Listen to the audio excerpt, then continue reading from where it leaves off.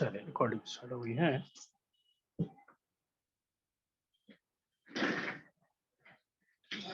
हाँ, ये आप कह रहे हैं इस क्वेश्चन को पूरा करने की पहले तो देखो लॉजिकली हम एक बार हल्का सा और डिस्कस कर लेते हैं, क्योंकि इसके बाद इसमें जो भी कुछ करने वाला हूँ वो सब कुछ जानते हो आप, है ना? फिर आंसर एक बार मैच कर लेंगे कि ये क्वेश्चन क्या हुआ, उल्टा हो गया। साइन ए प्लस बी यानी कि sign A cos B plus cos A sign ए। एक बार इसको लिख भी देता हूँ, साइन टी प्लस ए और नीचे कितना है साइन टी और यहाँ से डी टी। टी को हमें रिप्लेस करना होगा बाद में इससे एक्स माइनस एस, यानी सब कुछ मैंने इसी पेज पर कर दिया है। Sign A plus B, sign A cos B plus cos A sine B, है ना? आप जानते हो, कोई नई बात नहीं है।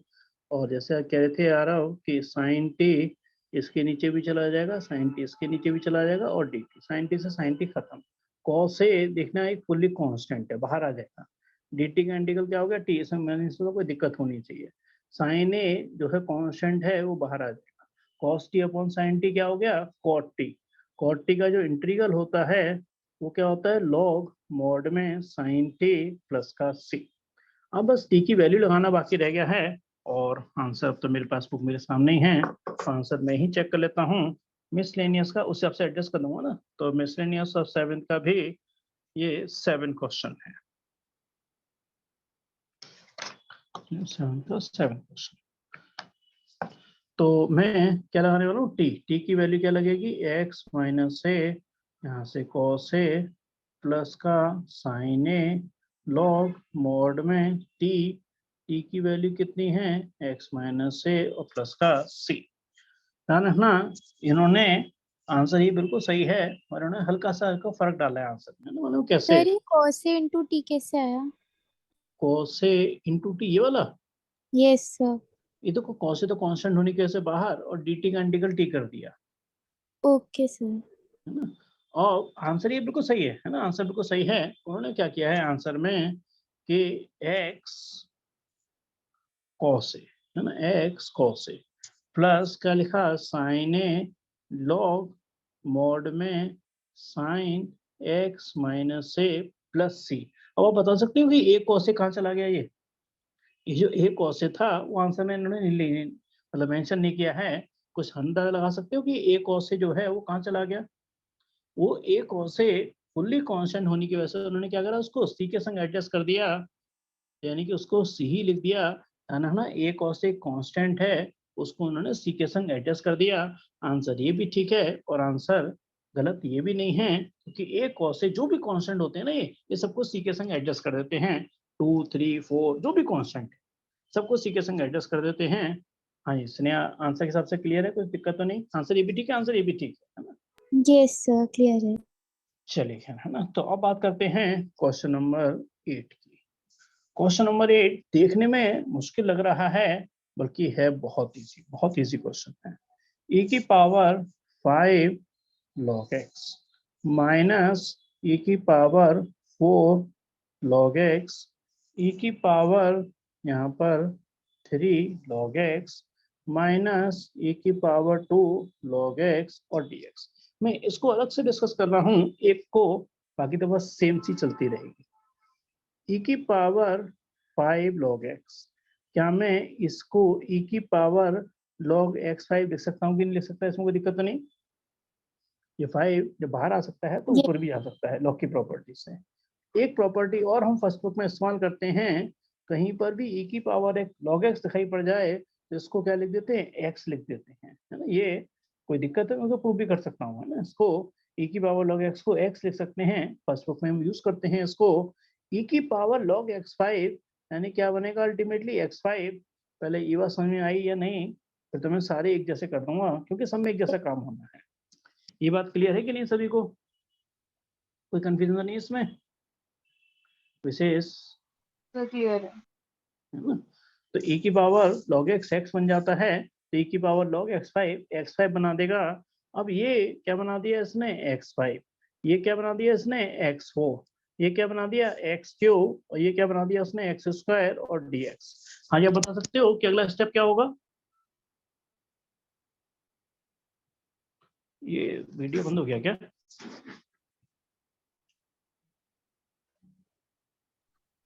वो वीडियो बन रहा है। हाँ वही मैं कह रहा हूँ, वही देख रहा हूँ, कुछ गड़बड़ हो रही है।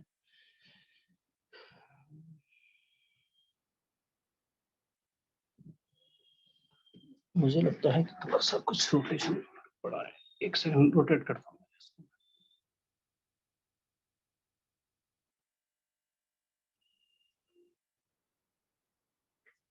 हाँ जी, अब क्लियर हो है ना। तो हाँ जी, बताएंगे ना आप कैसे करेंगे इसको? कोई आप में से गैस कर सकता है कि मैं क्या करने वाला हूँ? सर बहुत लॉक इजी है। डालने के इसमें ऊपर नीचे। नहीं नहीं नहीं नहीं, देखिए थोड़ा सा गौर से अगर आप देखेंगे तो x की पावर 4 कॉमन ले लिया, x माइनस 1, एक्स स्क्वायर नीचे से कॉमन ले लिया, x माइनस 1 और dx, इससे ये खत्म हो गया। और x 4 से एक्स स्क्वायर dx, यानी कि आंसर क्या आ गया इसका, एक्स क्यूब बाई 3 और प्लस का c। और ये क्वेश्चन नंबर 8 का आंसर है, और ये बिल्कुल सही आंसर है, परफेक्ट आंसर भी मैंने देखा पीछे से मैच भी कर रहा है, ये आंसर है। क्लियर है मेरी बात? ये इजी था। Yes sir. Yes sir. चलिए खैर है ना, तो फिर आगे और बढ़ सकते हैं नेक्स्ट क्वेश्चन पे। Question number 9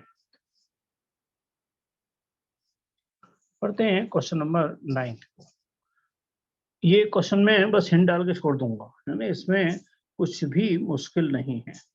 4 minus sign square x और यहाँ से dx, क्वेश्चन बहुत इजी है। सोच के बताइए रहा कि मैं क्या करने वाला हूँ।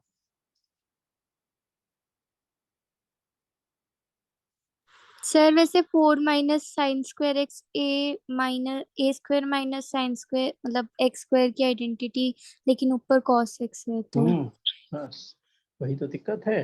तो t क्या मानेंगे इसमें Cos- हम, साइन एक्स को, साइन एक्स को t मानेंगे तो cos x dx क्या बना देगा, dt। cos x dx ने dt बना दिया। अब आपकी 4 बात, माइनस टी स्क्वायर। 2 का होल स्क्वायर माइनस t का होल स्क्वायर, यानी कि under root a square minus x square sine inverse t upon 2 plus का c। t की वैल्यू लगा देना, वो तो फॉर्मेलिटी है ना, ऊपर वेरिएबल हट गया, यानी कि a square minus x square लग चुका है, उसको t मानने से उसको एडजस्ट कर दिया। ये बात समझ में आ गई होगी। आगे बढ़ा जाए क्वेश्चन नंबर 10 पे। क्वेश्चन नंबर 10 कह रहे हैं साइन की पावर 8x, कुछ बुक में ना x नहीं लिखा हुआ, x लिख लेना उसको, cos की पावर 8x, नीचे है 1 minus 2 sine square x into cos square x और dx। ये भी क्वेश्चन देखने में जितना कॉम्प्लिकेटेड है उतना एक्चुअल इतना मुश्किल है नहीं, थोड़ा सा बस ध्यान रखने वाली बात है ना। चलिए करते हैं इस क्वेश्चन को। इसको क्या लिखा मैंने, साइन की पावर 4x का होल स्क्वायर माइनस कॉस की पावर 4x का होल स्क्वायर, और इसको लिखा मैंने 1 minus 2 sine square x cos square x dx, यानी कि एज इट इज, डिनोमीटर में मैंने कुछ नहीं करा। ए स्क्वायर माइनस बी स्क्वायर, यानी कितना हो गया, साइन 4x प्लस का कॉस 4x, फिर यहाँ से कितना हो गया, साइन 4x माइनस का कॉस 4x, और डिनोमीटर में हो गया 1 माइनस 2 साइन स्क्वायर एक्स और कॉस स्क्वायर एक्स, और यहाँ से dx। अब इस चीज को थोड़ा समझना कि ये चीज और ये चीज कैंसिल होगी। अब कैसे कैंसिल होगी उसका लॉजिक है समझ में आ रहा। एक मैं आइडेंटिटी आपसे पूछ रहा हूँ कि अगर ए स्क्वायर प्लस बी स्क्वायर की आइडेंटिटी मेरे को बनानी है, तो क्या मैं इस आइडेंटिटी को ऐसे लिख सकता हूँ कि नहीं, कि ए प्लस बी का whole square minus 2ab, ultimately ये सॉल्व होके क्या बन जाएगा, yes A square plus B square ही बन जाएगा। साइन 4x को लिखा मैंने साइन स्क्वायर एक्स का होल स्क्वायर, यानी इसको क्या लिखा मैंने, साइन स्क्वायर एक्स का होल स्क्वायर। कॉस की पावर 4x को लिखा मैंने कॉस स्क्वायर एक्स का whole square. A square plus B square क्या बन गया, ए प्लस बी का होल स्क्वायर, यानी कि sign square x plus cos square x का होल स्क्वायर माइनस 2ab, यानी कि minus 2 sine square x into cos square x. ये क्या हो गया 1, तो ये बन गया ultimately 1 minus 2 sine square x into cos square x. आप यही सब कुछ इसी पेज पे हो रहा है, तो मैं इसको इससे काट रहा हूँ, क्योंकि अल्टीमेटली ये चीज इसके बराबर ही आ चुकी है। पहले तो यहाँ तक क्लियर है मेरी, क्योंकि अगले पेज पे जो मैं करने वाला हूँ आप जानते हो, मतलब बता सकते हो। यस यहाँ सर। तक थोड़ा सा यूनिक था, वो डिस्कस कर लिया मैंने। अब मैं इसको सॉल्व करने वाला हूँ अगले पेज पे, जो कि आप जानते हो। थोड़ा दिमाग लगाना कैसे करेंगे, है ना। इंटीग्रल का निशान sin 4x, जैसे कहा मिसरेंडेशन में थोड़ी सी मुश्किल है, इसमें वैरायटी बहुत है। sin 4x माइनस कॉस की पावर 4x, सर और सेपरेट कर लेंगे ना। सेपरेट करके तो और थोड़ा मुश्किल बनाएंगे अपने लिए। इसमें लगा रहा हूं मैं ए स्क्वायर माइनस बी स्क्वायर की आइडेंटिटी। ए स्क्वायर माइनस बी स्क्वायर क्या होता है, sign square x plus cos square x, और यहाँ क्या करेंगे, sign square x minus cos square x D x. इसमें कोई दिक्कत नहीं होनी चाहिए, ये साइन स्क्वायर एक्स का होल स्क्वायर है, ये कॉस स्क्वायर एक्स का होल स्क्वायर है। ए स्क्वायर माइनस बी स्क्वायर ने बना दिया ए प्लस बी और ए माइनस बी। क्वेश्चन इससे बहुत आसान हो गया। बताएंगे अरे ये चीज क्या बन गई हमारी, 1। 1। ये तो 1 हो गया, ये तो 1 ही हो गया, नहीं 1 का मतलब खत्म ही हो गया ना, 1 की कोई इंपॉर्टेंस मल्टीप्लाई में नहीं होती है। आप बताओ इसका इंटीग्रल कैसे होगा, ये भी आप जानते हैं बहुत अच्छे से। आसान तरीका बताना। Sir sir minus cos minus 2x। cos 2x। बिल्कुल सही, माइनस कॉमन लूंगा तो ये क्या बन गया, cos square x minus sign square x. तो ये हो गया माइनस का कॉस 2x dx, माइनस को मैंने बाहर रखा, कॉस 2x का इंटीग्रल हो गया साइन 2x बाई 2 प्लस का से, और इसके साथ ही आंसर बहुत जल्दी हमने कंप्लीट कर दिया, है ना। तो ये क्वेश्चन हमारा कंप्लीट हो चुका है। अब नेक्स्ट सर एक आएंगे बार ही हम, आप पीछे टर्न कर सकते हैं पेज प्लीज। आई नो, मैं रिपीट भी करता हूँ, है ना, रिपीट भी करता हूँ कि मैंने इसको लिखा 4 का होल स्क्वायर, इसको लिखा 4 का होल स्क्वायर, जानते हैं पावर आपस में मल्टीप्लाई हो जाती है। ए स्क्वायर माइनस बी स्क्वायर को लिखा ए प्लस बी और ए माइनस बी। इसको मैंने लिखा साइन स्क्वायर एक्स का होल स्क्वायर और कॉस स्क्वायर एक्स का होल स्क्वायर। एक आइडेंटिटी आपके लिए बनाई कि a square plus B square होता है ए प्लस बी का होल स्क्वायर माइनस 2ab। तो ये बन गया sine square x plus cos square x का whole square minus 2 sine square x cos square x, ये 1 बना दिया। तो हो गया 1 minus 2 sine square x cos square x, इससे खत्म हो गया। फिर ए स्क्वायर माइनस बी स्क्वायर की आइडेंटिटी लग गई। फिर आइडेंटिटी क्या हो गई, ए प्लस बी और ए माइनस बी। खैर पीछे रिपीट करना है या हो गया क्लियर। नो सर क्लियर है। चलिए क्वेश्चन नंबर 11। देखो 11th वाला क्वेश्चन आप कर चुके हो ये क्वेश्चन, देखो याद होना चाहिए पीछे का, मगर बड़ा यूनिक क्वेश्चन है ये आपको याद होना चाहिए ना। कहा था हमने इसका कोई दूसरा सर तरीका 2 है ही नहीं। मल्टीप्लाई और 2 डिवाइड करके। नहीं नहीं नहीं नहीं, किसी और को याद है क्या, ये क्वेश्चन बड़ा यूनिक है। हमने सर कहा था, साइन। हाँ हाँ हाँ हाँ बिल्कुल सही आ रहा है, कॉस है तो साइन से करेंगे, है ना। तो यहाँ पर मैं क्या करने वाला हूँ, साइन ए माइनस बी से डिवाइड और साइन ए माइनस बी से मल्टीप्लाई, और यहाँ से क्या बना दिया, cos x प्लस ए और cos x प्लस बी और डी, है ना। साइन कॉस होता है तो साइन, और साइन होता है तो कॉस से करते हैं ना, वहां भी हम इस तरह का लॉजिक कर चुके हैं। ये जो साइन ए माइनस बी है, अरे ये तो कांस्टेंट है, इंटीग्रल से बाहर रख दिया। अब इस ए माइनस बी का कैसे इस्तेमाल करूंगा उस पर आता हूँ। यहाँ लिख दिया मैंने ए माइनस बी, एंगल मेरे को यही चाहिए, तो मैं क्या लिखूंगा इसको, एक्स प्लस ए माइनस का ब्रैकेट में एक्स प्लस बी। और से देखना एक्स से एक्स खत्म होगा, ये ए माइनस बी ही है, यानी कि मैंने ए माइनस बी को ऐसे ब्रेक कर दिया। अब इस क्वेश्चन में कुछ भी बचता नहीं है, साइन एक्स प्लस ए माइनस का एक्स प्लस बी, डिनोमिनेटर में कितना है cos x प्लस ए, और यहाँ से cos x प्लस बी, और यहाँ से dx। आप मतलब जो भी यहाँ से बढ़ाना है क्वेश्चन को, लॉजिकल मैंने यहाँ समझा दिया है। भाई अब बताएंगे अगला स्टेप क्या होगा मेरा। सर ब्रैकेट्स ओपन करेंगे मतलब फिर आइडेंटिटी लगाएंगे। Identity sign A minus B, sign A cos B minus cos A sine B, ये चीज जो है दोनों के संग शिफ्ट हो जाएगी, यानी कि डायरेक्ट फॉर्मूला मेरे को दिखाई पड़ जाएगा, है ना। अब इसमें कुछ भी मुश्किल नहीं है। साइन ए माइनस बी, साइन ए माइनस बी यानी कितना हो गया, साइन ए कॉस बी, है ना, वहीं से लिख रहा हूँ sign A cos B minus cos A sine B, यानी कि एक्स प्लस बी। ये जो डिनोमिनेटर है दोनों के नीचे शिफ्ट हो जाएगा, कॉस एक्स प्लस ए cos x प्लस बी, यहाँ से क्या बना देगा cos x प्लस ए cos x प्लस बी, और dx तो एक फॉर्मेलिटी है। देखिए cos x प्लस बी से cos x प्लस बी खत्म, cos x प्लस ए से cos x प्लस ए खत्म, तो 1 अपॉन में कितना हो गया sin a माइनस बी। अब मैं डायरेक्ट आंसर कर रहा हूँ, है ना। sin अपॉन cos यानी कि एंगल सेम है, क्या हो गया tan हो गया। tan x का इंटीग्रल log sec x लिख दो या माइनस log cos x लिख दो, आपकी मर्जी है, दोनों आंसर सही माने जाएंगे।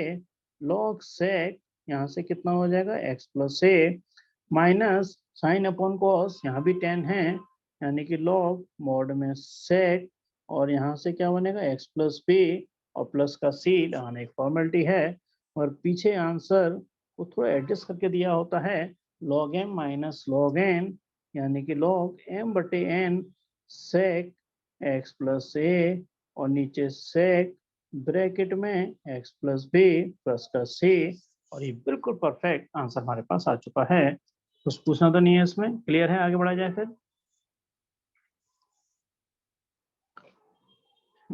तो क्वेश्चन नंबर, कोई दिक्कत नहीं है, मान के चल रहा हूँ, question number 12। Question number 12 easy question है, यानी कि जज कर सकते हो। X cube under root 1 minus x की पावर सर 8। इसमें हम x क्यूब को t लेंगे क्या? नहीं नहीं, सही सजेशन नहीं है, कोई और बताएंगे जरा, कोई और अपना सही सर सजेशन। x उसके बाद 4 को लेंगे t। हाँ बिल्कुल सही क्या, हाँ एक्स क्यूब और 1 को लिख दिया 1 का होल स्क्वायर, और एक्स की पावर 4 का होल स्क्वायर, बिल्कुल सही है, क्योंकि वो फॉर्मूले लगाते समय ऊपर वेरिएबल नहीं होना चाहिए। तो टी किसको मैंने मान लिया, x4 को। यहाँ से D T upon D x करेंगे, कितना हो जाएगा 4x क्यूब, तो x cube into D x क्या बना देगा 1/4 डी टी, तो 1/4 बाहर आ जाएगा, ऊपर डी टी हो जाएगा अंडर रूट यहाँ से 1 का होल स्क्वायर, और यहाँ से क्या हो जाएगा टी का whole square, under root a square minus x, ऊपर कोई वेरिएबल नहीं है, तो 1/4 साइन इनवर्स टी, और टी का मतलब कितना हो गया x4 प्लस का सी। अब आप समझ रहे पहले टी लगेगा एक तरीके से फॉर्मूले के अकॉर्डिंग, फिर टी की वैल्यू x4 से रिप्लेस हो जाएगी, सी लगा देंगे क्योंकि ये इनडेफिनेट इंटीग्रल का क्वेश्चन है। समझ में आ गया होगा, बस x4 को t मानने के बाद थी, बाकी तो क्वेश्चन ये बहुत ईजी था। क्वेश्चन नंबर अगर क्लियर है, हम बढ़ेंगे नेक्स्ट क्वेश्चन 13 पर। क्वेश्चन नंबर 13 भी बहुत ईजी है, बहुत ईजी है। स्टार्टिंग शायद थोड़ी सी बतानी पड़े आपको, फिर भी गैस करने में क्या जाता है, e की पावर x प्लस 2 और dx। हाँ जी, अपना कोई सजेशन देंगे जरा, कैसे इसकी स्टार्टिंग करनी चाहिए। सर e की पावर x को t लेंगे। बिल्कुल ठीक, बिल्कुल सही कह रहे हो, t बराबर e की पावर x, यहाँ से dt अपॉन dx क्या हो गया, क्योंकि e की पावर x का डिफरेंशियल e की पावर x ही रहता है, तो इसमें बहुत क्लियर होगा। तो e की पावर x dx ने क्या बना दिया dt, और नीचे क्या बना दिया t प्लस 1, और नीचे क्या बना दिया t प्लस 2। अब आपको कई चीजें दिमाग में आ रही होंगे, सबसे पहले दिमाग में क्या आ रहा है कि इसका इंटीग्रल कैसे करेंगे। सर ब्रैकेट खोल के 30। सर ब्रैकेट भी इसमें नीचे मतलब a और b बस वो तरीका ज्यादा बेटर सर है। पार्शियल फ्रैक्शन होगा। पार्शियल फ्रैक्शन, ए के नीचे क्या लगाएंगे t प्लस 1, और b के नीचे क्या लगाएंगे t प्लस 2, इसको फर्स्ट नंबर डाल दिया मैंने, a और b की वैल्यू निकलेंगी, log t plus 1 log t plus 2 में कन्वर्ट हो जाएगा, t की वैल्यू वापस लग जाएगी, तो इसमें मैं नहीं समझता कोई दिक्कत है, छोड़ दूं से यहीं पर ही, कर लोगे इसे क्वेश्चन नंबर 13 को। Yes sir. चलिए इसे होमवर्क में डाल रहा हूँ, सेम क्वेश्चन है, कर लोगे ना। क्वेश्चन नंबर 14, ये तो मैं स्कैन करके पूरा भेजूंगा, रिकॉर्डिंग तो है ही, स्कैन करके भी भेजूंगा, तो वहां से भी आप देख सकते हो आराम से। क्वेश्चन नंबर 14 भी बहुत आसान सर एक बार है। पूरा कर दो सर। इसको चलो इसको पूरा कर लेते हैं, एक्स स्क्वायर प्लस 4 और यहाँ से dx, इसको भी करूंगा, पहले इसकी भी हिंट देख लेते हैं, इसकी भी अगर जरूरत है कि नहीं पूरा करने की, पहले तो बताओ, सोचो थोड़ा सा कौन सा लॉजिक लग रहा है इसमें। Sir partial fraction. Partial fraction, partial fraction क्या कहलाएगा, ए एक्स प्लस बी, ध्यान रखना क्वाड्रेटिक है, तो नीचे क्या हो गया एक्स स्क्वायर प्लस 1, बी आ चुका है, फिर क्या आएगा सी एक्स प्लस डी, और नीचे क्या होगा x square plus 4, A B C D की वैल्यू निकलेंगे और इसका इंटीग्रल होगा। ये भी अब क्वेश्चन इस कैटेगरी में आ चुका है जिसमें मेरे को सॉल्व करने में टाइम लगेगा, लॉजिकली मुश्किल नहीं है। पहले तो खैर ये वाली इनकी डिमांड है तो पहले इसको कर रहा हूँ, इसका आंसर ही मैच करेंगे फिर पूरा, फिर 14 को देखेंगे, है ना। पहले ये वाली डिमांड को मैं नेक्स्ट पेज पर कर रहा हूँ। तो क्या था 1 में t+1 और यहाँ से t+2, a के संग क्या था t+1 और b के संग क्या था t+2, और इसको मैंने फर्स्ट नंबर डाला हुआ था। मैं कहा यहीं लौट के आऊंगा बट a और b की वैल्यू निकालने के बाद। तो 1 में कितना है t+1, यहाँ से t+2, a के संग कितना हो गया t+2, b के संग कितना हो गया t+1, नीचे कितना हो गया t+1 और t+2, इस पूरे ब्रैकेट से ब्रैकेट खत्म।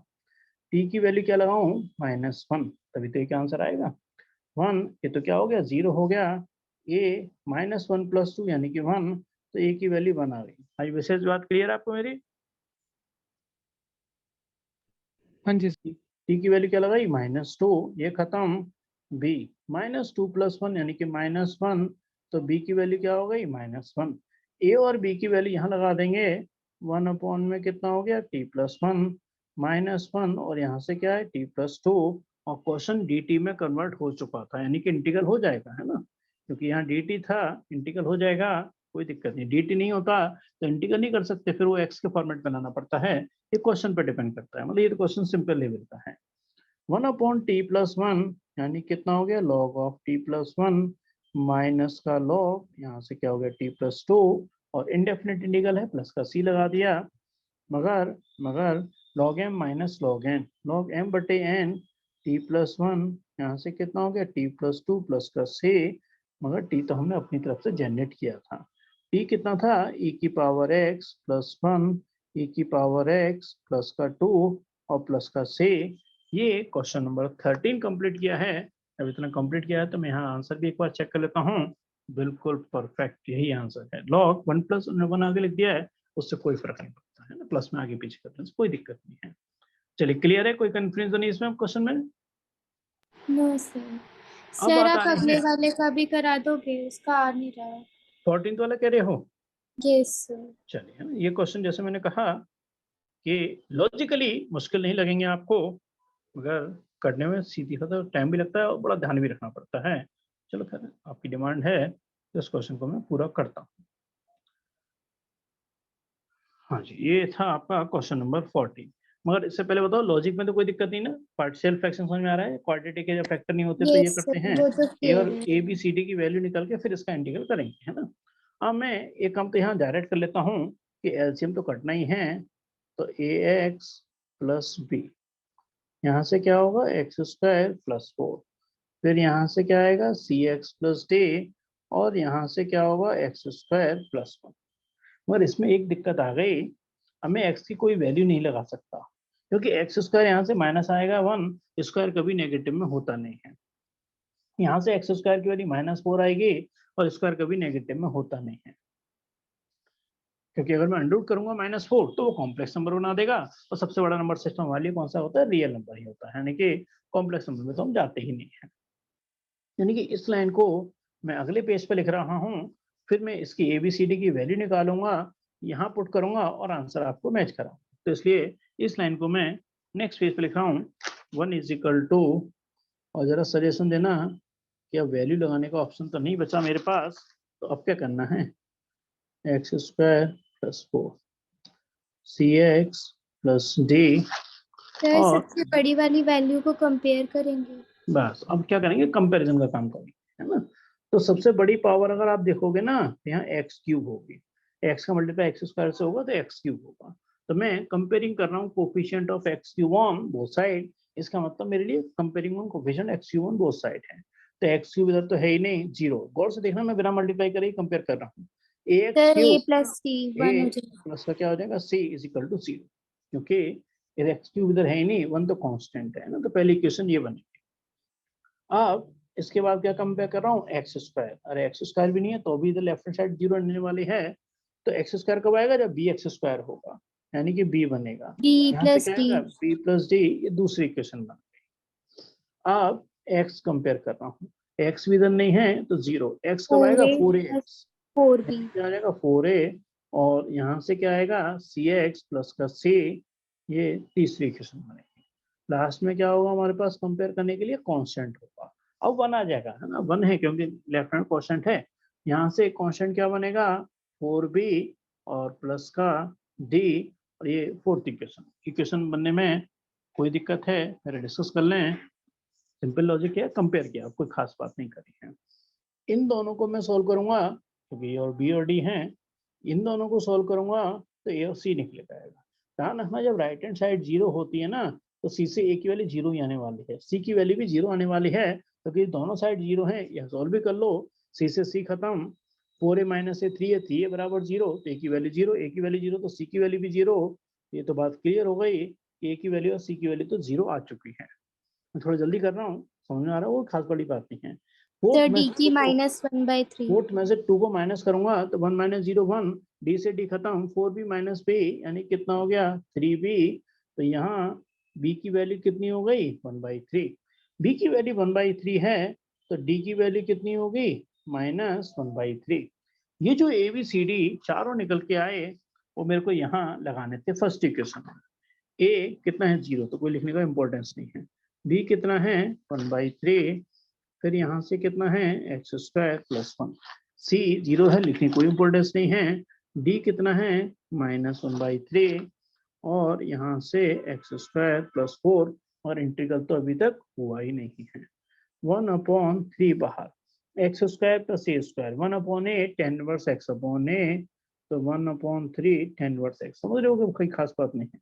ये 3 कांस्टेंट होने की वजह से बाहर, x² + a², 1/a, और ये कितना होगा 2, यहाँ से कितना होगा tan इनवर्स x/2 और प्लस का c।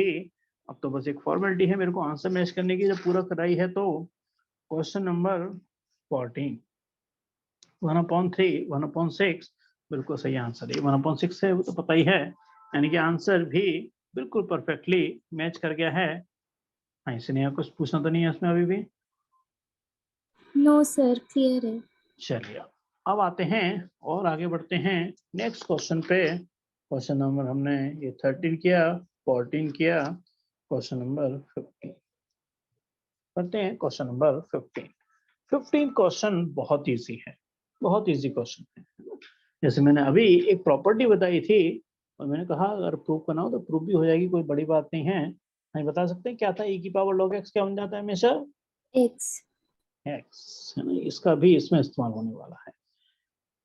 हाँ, यहाँ पर बन गया cos क्यूब x, यहाँ से बन गया e की पावर log sin x, और यहाँ से dx, फिर यहाँ से कितना बन गया cos क्यूब x, e की पावर log x x बन जाता है, और यहाँ तो sin x है, ये sin x dx बनेगा इस वाली प्रॉपर्टी से।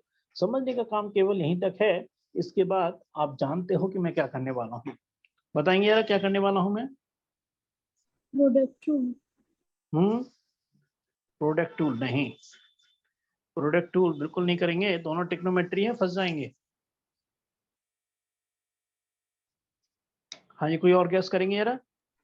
सर एक मिनट। आरव और विशेष। सर आपने किया क्या, मुझे समझ नहीं आया, एक बार दोबारा बताना। सर इसको क्या 1 - sin² करके। चलो पहले इनकी बात क्लियर करते हैं। पहले देखिए क्वेश्चन ये था cos cube x into e की power log sin x dx। Question तो क्लियर है ना? हाँ जी सर। e की पावर log x x बन जाता है, इसकी प्रॉपर्टी के बारे में नॉलेज है कि नहीं? हाँ जी सर। e की पावर log x x बनता है तो e की पावर log sin x बनेगा, क्योंकि x की जगह sin x आ गया एक तरीके से। तो इसमें sin x को t मान लेंगे। sin x को t मानोगे तो भी थोड़ा सा परेशान हो जाओगे। आसान तरीका बता रहा हूँ, cos x को t मानो, cos x को t मानेंगे, sin x dx क्या हो जाएगा dt। तो देखो ये तो क्या बन गया t cube, sin x dx क्या हो गया -dt, माइनस को बाहर रखा dt। देखो क्योंकि पूरा एडजस्ट ही हो गया, उसमें फिर भी मैं थोड़ा सा टाइम ज्यादा लगाना पड़ता है, क्योंकि cos x को t मानने पे sin x एडजस्ट ही हो गया, ये t बन गया। ये ज्यादा आसान तरीका है। अब तो सिर्फ एक फॉर्मेलिटी है, माइनस तो बाहर, t क्यूब का हो गया t की पावर 4/4 प्लस का c, माइनस आंसर होता है पीछे से ना मैच ना करे, क्योंकि आंसर को निकालने के कई तरीके होते हैं। मगर आंसर गलत नहीं होता है ना। डेफिनेट इंटीग्रल में इसकी वैल्यू होती है इसलिए आंसर मैच करता है। इनडेफिनेट इंटीग्रल में कई तरीके से आंसर को रिप्रेजेंट किया जा सकता है। हाँ यार, अब क्लियर है कि जल्दी आ गया आंसर निकल के इससे? यस सर, लेकिन सर उससे भी निकल सकता है ना? हाँ बिल्कुल निकलेगा, बिल्कुल निकलेगा, है ना। अब तुम साइन एक्स को टी मान लो, कॉस एक्स को, आंसर दोनों तरह से निकलेगा। वैसे समझ में आ रहा है आपके ये? हाँ जी सर। क्वेश्चन नंबर 16 बहुत आसान है, बहुत आसान है। ए की पावर 3 log x, x की पावर 4 + 1 - 1 और यहाँ से dx। e की पावर 3 log x को मैंने लिख दिया log x क्यूब, और पावर -1 है, x की पावर 4 + 1 और यहाँ से dx कर दिया। अपना सजेशन दीजिए जरा, बार बार वही चीजें चल रही हैं। अब सर एक्स एक्स पावर 4 को टी ले सर लेंगे। एक्स लॉग पहले तो e की पावर log x क्यूब क्या सर तो बना एक्स देगा, क्यूब ही हो गया। x क्यूब, और x की पावर 4 + 1 और फिर dx। Sir x x power 4 को टी ले लेंगे। और बेटर ही है, और आसान करो, 4 + 1 को ही टी मान, यस तो और सर। जल्दी आंसर आएगा। तो 4 मैं छोड़ रहा हूँ, शेयर है ना, 4x क्यूब dx बराबर क्या हो गया dt। तो 1/4 ऊपर dt और नीचे t 1/4 log t की वैल्यू लगा देना, प्लस सी कर देना, आंसर खत्म। मैंने कहा आंसर निकल ही आया पूरा, कुछ बचता ही नहीं है इस क्वेश्चन, मैंने कंप्लीट ही हो गया। क्वेश्चन नंबर 17 भी बहुत इजी है, बहुत इजी क्वेश्चन है। इंटीग्रल निकालना है एफ डैश ब्रैकेट में ax + b, फिर यहाँ से है एफ ax + b की पावर होल n और यहाँ से dx। एफ डैश किसको रिप्रेजेंट करता है उसके? हाँ जी, कहीं एफ डैश एक्स लिखा हुआ है, इसका मतलब क्या होता है? Sir derivative. डेरिवेटिव। चलिए, तो आप बताइए कि मैं क्या करने वाला हूँ।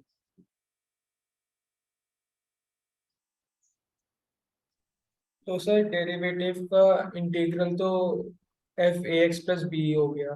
बिल्कुल सही, तो किसको टी मानेंगे? जो एफ ए क्वेश्चन में एक्स है प्लस बी को टी मानेंगे, है ना, सही कह रहे हो। तो एफ डैश ब्रैकेट में क्या हो गया ax + b। अरे एफ का एफ डैश तो हो गया, बट ax + b का a और आएगा, और यहाँ से कितना है dt/dx। एफ का एफ डैश हो गया, फिर एंगल का और हो गया एक तरीके से, ax + b का a और आ गया। कोई दिक्कत नहीं होनी चाहिए मेरे हिसाब से। क्रॉस मल्टीप्लाई करेंगे तो F dash ax + b into dx, ये क्या बना देगा 1/a dt। अब देखो क्या क्या एडजस्ट हुआ, ये और ये मिलके एडजस्ट होकर क्या बना दिया इसने 1/a dt। तो 1/a को तो मैंने बाहर रखा, और dt, और ये t था, यहाँ से क्या बन गया t की पावर n। ये बताएंगे ना इसका इंटीग्रल क्या हो गया t की पावर n का? e की पावर n+1 upon upon n N plus one. बस आंसर लिख दिया मैंने, a यहाँ से n+1 t की पावर n+1, और t कितना है f ब्रैकेट में ax + b होल की पावर क्या लगा दोगे n+1 प्लस का c लगाना एक फॉर्मेलिटी है। एक बार आंसर भी मैं चेक कर लेता हूँ। 17 बिल्कुल सही है, फॉर्मेट में भी कोई फर्क नहीं है, बिल्कुल यही आंसर है। विशेष क्लियर है, आपको समझ आ रहा है ये? सर एक बार कुछ दोबारा बता दो 17। 17 लिखे ने ना, कि जो क्वेश्चन में एफ एक्स + b था उसको टी माना है ना, इसका डिफरेंशियल क्या होगा, एफ का F dash x + b, x + b का ए और होगा, और यहाँ से क्या होगा dt/dx। ये बात समझ आ रही है मेरी? बस मेन समझने का यही रोल है, बस बाकी कुछ नहीं है इसमें खास। सर हमने टी टी ही माना है ना सर? हाँ टी माना है इसको, सिर्फ एफ एक्स + b को, ध्यान रखना, पूरे को नहीं, सिर्फ इसको टी माना है। तो कहीं अगर एफ एक्स है तो उसका डिफरेंशियल क्या होता है एफ डैश एक्स, एक्स का 1 हो जाता है। तो एफ का डिफरेंशियल क्या होगा एफ डैश एक्स + b, और एक्स + b का और होगा जो कि 1 नहीं बनेगा, एक्स + b का a बनाएगा। ये लाइन क्लियर है मेरी? हाँ जी सर। है ना, फिर तो देखो सिंपल था कि F dash x + b dx ने एडजस्ट होकर 1/a dt बना दिया। 1/a कांस्टेंट होने की वजह से बाहर आ गया, इसको हमने t माना था, t की पावर n इंटू dt हो गया। अब क्वेश्चन t में कन्वर्ट हो चुका है पूरा, पहला वाला फॉर्मूला x की पावर n वाला सिंपल था, सिर्फ एक फॉर्मेलिटी थी। नेक्स्ट पढ़ते हैं क्वेश्चन नंबर 18। क्वेश्चन 18 थोड़ा सा कॉम्प्लिकेटेड है, मतलब एकदम जल्दी समझ में शायद नहीं आएगा, अपने आप नहीं गैस कर पाओगे, ये तो केवल वही है जिसने कर रखा हो। यहाँ से कितना है sin cube x, sin x + alpha और यहाँ से dx। मुश्किल नहीं होते बट थोड़े यूनिक होते हैं। यहाँ से कितना हो गया साइन क्यूब एक्स, साइन ए प्लस बी, साइन ए प्लस बी यानी कि sign A cos B plus cos A sine B और यहाँ से dx। मैं नहीं समझता कोई दिक्कत होनी चाहिए। अंडर रूट, ध्यान मैं यहाँ से साइन एक्स को कॉमन ले रहा हूँ, साइन क्यूब एक्स ऑलरेडी है, साइन एक्स और बाहर आ गया तो इसने बना दिया साइन की पावर 4x। यहाँ से साइन एक्स कॉमन आ गया तो बना दिया कॉस एल्फा। यहाँ से साइन एक्स कॉमन नहीं है तो यहाँ साइन एक्स डिवीजन में चला जाएगा, cos x into sine alpha. जहाँ जो चीज कॉमन नहीं आती वो डिवीजन में चली जाती है। अब थोड़ा लॉजिकली ज्यादा मुश्किल नहीं रह गया, एक दो लाइन बताऊंगा समझ जाओगे बड़े आराम से। पहले तो यहाँ तक तो क्लियर है कि नहीं? यहाँ तक कोई Yes, डिस्कस sir. करना हो पहले वो डिस्कस कर लो, इससे पार्ट में डिस्कस हो तो ज्यादा बेटर रहता है। अंडर रूट के अंदर साइन 4x है तो बाहर आके क्या बन गया साइन स्क्वायर एक्स। इसमें कोई दिक्कत नहीं होनी चाहिए, पावर अंडर रूट में आधी हो जाती है। यहाँ से क्या बन गया cos alpha, cos x upon sine x ने बना दिया कॉट एक्स और यहाँ से बना दिया साइन एल्फा और यहाँ से बना दिया dx। अब हम टी मानने वाले हैं, इसको पूरे को टी मानेंगे, cos alpha plus cot x into sine alpha. यहाँ इसका हम डिफरेंशियल करेंगे dt अपॉन dx। ध्यान रखना x वेरिएबल है, अल्फा एक कांस्टेंट है, ये फुल्ली कांस्टेंट है तो डिफरेंशियल क्या हो गया 0। साइन एल्फा तो कांस्टेंट है मगर वो संग में वेरिएबल का मल्टीप्लाई है तो कॉट एक्स का डिफरेंशियल क्या बनेगा माइनस कोसेक स्क्वायर एक्स। इसमें कोई दिक्कत नहीं होनी चाहिए। अब जब मैं क्रॉस मल्टीप्लाई करूंगा तो ये क्या बना देगा कोसेक स्क्वायर एक्स dx को बना देगा -1 अपॉन साइन एल्फा और dt, है ना, इतना एडजस्ट करेगा। अब बाकी का काम मैं इस क्वेश्चन को यहाँ कर रहा हूँ, 1 अपॉन साइन स्क्वायर एक्स। अब आप देखेंगे तो ऊपर क्या पहुंचा दिया इसने कोसेक स्क्वायर एक्स dx और अंडर रूट के अंदर क्या था cos alpha plus cot x और यहाँ से साइन एल्फा। क्वेश्चन लगभग पूरा कंप्लीट हो गया है। इंटीग्रल में कोसेक स्क्वायर एक्स dx ने क्या बताया -1 upon sine alpha dt। -1 upon sine alpha constant बाहर रहेगा, इस पूरे को मैंने t माना हुआ है, ऊपर जाके t की पावर -2 यानी इसका इंटीग्रल 2 अंडर रूट t हो जाता है, प्लस का c लगा दूंगा। यानी कि लॉजिक वाइज तो क्वेश्चन इसी पेज पर कंप्लीट हो गया, बस थोड़ा सा लिखने की फॉर्मेलिटी रह गई है अगले पेज पे। पहले यहाँ तक डिस्कस कर ले, कुछ पूछना तो नहीं किसी को भी?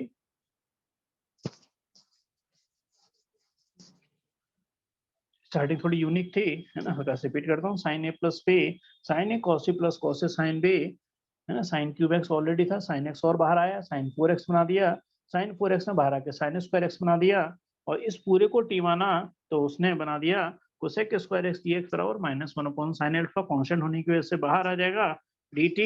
तो इसने एडजस्ट करके क्या बना दिया इसको -1 अपॉन साइन एल्फा, यहाँ बना दिया इसने dt और इस पूरे को हमने t माना हुआ था under root T, -1 upon sine alpha, t की पावर क्या बना दिया इसने -1/2 dt, -1 अपॉन साइन एल्फा, इसका इंटीग्रल क्या होता है 2 अंडर रूट टी प्लस का c, -2 upon sine alpha, under root के अंदर t का मतलब कितना है cos alpha plus cot x into sine alpha plus का c। ये आंसर बिल्कुल सही होना चाहिए। मैं एक बार चेक भी कर लेता हूँ। क्वेश्चन नंबर 18 आंसर थोड़ा एडजस्ट करके लिखा हुआ है और आंसर ये भी बिल्कुल सही है। एडजस्ट करने में इन्होंने क्या करा है -2 upon sine alpha cos alpha plus cot x को लिख दिया इन्होंने cos x upon sine x और यहाँ लिख दिया साइन एल्फा प्लस का c।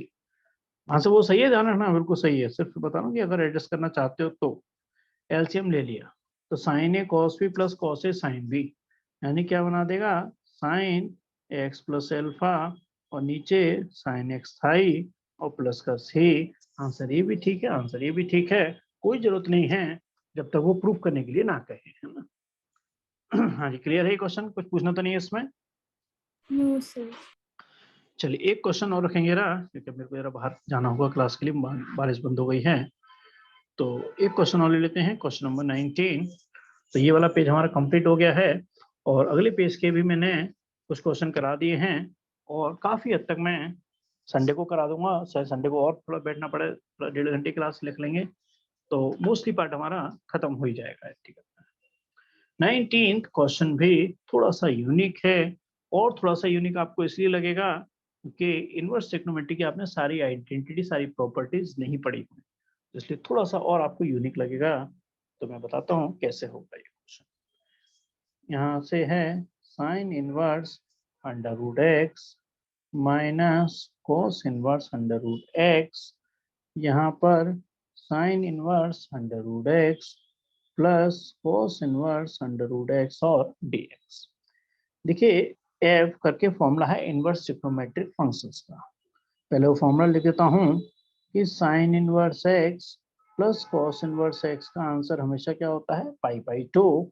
ये इनवर्स ट्रिग्नोमेट्रिक फंक्शन में पढ़ाया जाता है। 3 आइडेंटिटी होती हैं इस तरह से same, sine inverse x plus cos inverse x π/2, sec inverse x plus cosec inverse x π/2, tan inverse x plus cot inverse x π/2। 3 identity होती हैं जिसमें एक ये वाले भी होती है। अब आप गौर से देखेंगे कि जब ये आइडेंटिटी होती है तो इस आइडेंटिटी को मैंने ऐसे लिख दिया sine inverse under root x plus cos inverse under root x is equal to π/2। Angle same होने चाहिए, बस इतना लॉजिक है, चाहे एक्स हो चाहे 2x हो चाहे अंडर रूट एक्स हो, उससे कोई फर्क नहीं पड़ता। अब आप गौर से देखना कि ये वाली वैल्यू पूरी हटके क्या हो गई π/2। पहले बताओ यहाँ तक कुछ क्लियर है, फिर अगले पेज पे चला जाए। थोड़ा सा यूनिक है। Yes, sir. ये चीज बना गई π/2, तो ऊपर आके क्या हो गया 2/π। अभी थोड़ा सा लेंदी है ये क्वेश्चन। यहाँ से कितना हो गया 2/π। फिर क्या लिखेंगे इसको sine inverse under root x. अब देखो समझ नहीं आ रहा, जो cos inverse under root x है, यहाँ से देखना cos inverse under root x को मैं π/2 minus sine inverse under root x लिख सकता हूँ, क्योंकि मैं दो बार मेहनत क्यों करूँ जब मैं कॉस को कन्वर्ट कर सकता हूँ। तो इसको क्या लिख दिया मैंने π/2 minus sine inverse under root x, क्योंकि sine inverse x plus cos inverse x π/2 है, तो cos inverse under root x क्या हो गया π/2 माइनस, इसमें मैं नहीं समझता कोई खास दिक्कत होगी, दिक्कत है बता देना, अलग से एक्सप्लेन कर देंगे। माइनस का π/2 और प्लस का sine inverse under root x और यहाँ से dx। यहाँ से कितना हो गया 2/π, दोनों सेम हैं तो क्या बना दिया इसने 2 sine inverse under root x, यहाँ से π/2 और यहाँ से dx। 2/π दोनों के संग जाएगा, यहाँ से क्या आएगा 4/π, यहाँ से क्या हो जाएगा sine inverse under root x, 2 से 2 खत्म, पाई से पाई खत्म, यानी कि यहाँ से 1 dx यानी कि x प्लस से और 4/π बाहर है। अब आप समझ रहे होगे मैं क्या कहने वाला हूँ कि इसका इंटीग्रल यहाँ आने वाला है, मगर इसका इंटीग्रल इतना जल्दी नहीं आएगा, इसको मैं इसको अलग से कर रहा हूँ, sine inverse under root x और यहाँ से dx। तो है दो तरीके हैं, या तो इंटू 1 करके कर लीजिए या sine inverse under root x को t मान के कर लीजिए, है ना। तो ज़्यादा नए फॉर्मूले इस्तेमाल नहीं करना चाहते, अब तक अगर आपके लिए नया कुछ भी नहीं है तो बेटर ये है कि मैं sine inverse under root x को ही t मान लिया। तो अंडर रूट एक्स बराबर कितना हो गया साइन t, तो x squaring on both side करने पे कितना हो गया साइन t का होल स्क्वायर, तो dx करूँगा तो कितना आ जाएगा 2 साइन t cos t। इसमें कोई दिक्कत नहीं होनी चाहिए, है ना। Sine inverse under root x को क्या माना मैंने t, और dx ने क्या बना दिया dx अपॉन dt, एक तरीके से ना dx अपॉन dt ने 2 साइन t cos t, अरे तो साइन 2t होता है, ये कितना हो गया साइन 2t और यहाँ से कितना हो गया dt। अब मैं आपके ऊपर सोचना चाहूंगा कि बताओ इसे कर लोगे या अभी लगता है कि नहीं कर पाओगे, क्या लगेगा इसके अंदर अब प्रोडक्ट टूल फर्स्ट, है ना, आइलेट के अकॉर्डिंग, इनवर्स है नहीं, लॉग है नहीं, एलजेब्रा, ये एलजेब्रा आ गया और ये ट्रिग्नोमेट्री आ गया, इसमें प्रोडक्ट टू लगेगा। प्रोडक्ट टू से फिर जो भी आंसर आएगा उसके एक्स के फॉर्मेट में कन्वर्ट करेंगे, उसको यहाँ पुट करेंगे, वो फाइनल आंसर बनाएगा। कुछ लग रहा है कॉन्फिडेंस कर पाओगे या नहीं, मैं पूरा कंप्लीट करूँ इससे, इसको तो पूरा कर लेंगे अगर चाहोगे तो, या ट्राई करना चाहो तो बताओ। सर ट्राई कर लेंगे, इजी है। हाँ जी, आ रहा बहुत विशेष, क्या लग रहा है ट्राई कर सकते हैं इसे, यस सर। है ना। अच्छा चलो एक बार इसमें तो ट्राई सिर्फ प्रोडक्ट रूल लग के फिर टी की वैल्यू डाल देंगे तो आंसर आ बस जाएगा बस ना। बस बिल्कुल सही कह रहे हो, प्रोडक्ट टू लग करके इसमें टी की वैल्यू लगनी है एक बार ट्राई करना, फिर भी कोई दिक्कत होगी तो संडे को हम क्लास रखेंगे आपके, और फिर वही 11:30 का टाइम ही रखेंगे, ऑफलाइन रखेंगे ना। कोई बाय द वे ज़्यादा बारिश हुई तो अलग बात है, जैसे आज बारिश काफ़ी, मुझे उम्मीद नहीं थी कि रुक जाएगी बारिश, रुक जाएगी तो नहीं तो मैं वहीं पहुँचता।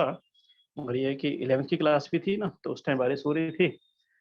तो संडे की क्लास में है ना, एक बार ट्राई कर लेना, कोई भी दिक्कत है मैं बता देना, तो संडे की क्लास में इसको डिस्कस करेंगे। और मैं समझता हूँ अगर सपोज करो 1.5 घंटे की क्लास रख ली उस दिन, तो हमारा इंटीग्रल लगभग पूरा खत्म ही हो, है ना। चलिए, कोई दिक्कत है तो बताएंगे, नहीं तो फिर क्लास को आज हम यहीं पर ही एंड करेंगे। सर इसमें इम्पोर्टेंट एग्जांपल्स मार्क करवा दीजिए प्लीज। इम्पोर्टेंट एग्जाम्पल जो ज़्यादा रिपीट हुए हैं, जैसे मैं कह रहा था आपसे, मैंने करा भी दिया था, example number 40, example number 41, example number 43, example number 44, ये ज़्यादा रिपीट हुए ओके सर। हैं, है ना। चलो करना फिर, है ना, करना तो सारे है, फिर भी कोई दिक्कत हो मैं बताना, है ना, फिर नेक्स्ट क्लास में डिस्कस करेंगे, है ना। यस थैंक यू चलिए, सर। ओके जी, वेलकम जी। सर कल का टाइम तो आप फिर बता दो फिर। कल का टाइम, एक तो तुम्हारे डाउट्स जो हैं वो तो मैं 2-3 ही बचे हैं, है ना, मैं देख रहा था उसमें तो ज्यादा कुछ है नहीं, कुछ और भी डाउट्स हैं। तो मैं आपको सेंड कर। हाँ, सेंड कर देना, फिर मैं उस हिसाब से टाइम बता दूंगा तुम्हें, है ना। Okay sir. ठीक ठीक ठीक, ओके। आरव, आपकी कोई डाउट तो नहीं है ज्यादा?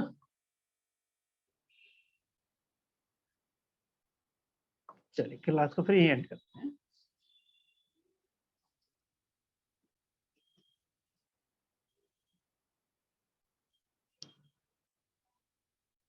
थैंक यू वेलकम जी। सर। एक बार टाइमिंग से व्हाट्सएप पे बता देना, मेरे हिसाब से मैं अभी और क्वेश्चन करूंगा तो 1-2 डाउट और निकलेंगे। मतलब कौन से कह रहे हो, डाउट्स की कह रहे हो ना अपने? हाँ जी सर। अच्छा अच्छा, वो तो है ना, आपके तो मैं संडे को ही बैठ के वहीं क्लियर कर दूंगा, है ना। ये तो ऑनलाइन ही आते हैं ना, तो इसलिए इनके संग थोड़ा अलग इश्यू रहता है। मैं तो आपको वहीं जो है ना साथ साथ क्लियर करूंगा, वो ज्यादा बेटर है आपके संग, है ना। तो संडे को ओके बैठ सर। लेंगे, कोई बात नहीं। मैं तो 1.5-2 घंटे 3 घंटे जो भी है मैं बैठा ही रहता हूँ वहाँ पर, जब तक डाउट्स होंगे आपके बैठे ही रहेंगे, है ना, क्योंकि बाद में 11th वाले बच्चे भी आ जाते हैं ना, तो उनके संग आपको क्लियर करते रहेंगे। Okay sir. ठीक ठीक, ओके थैंक यू। जी।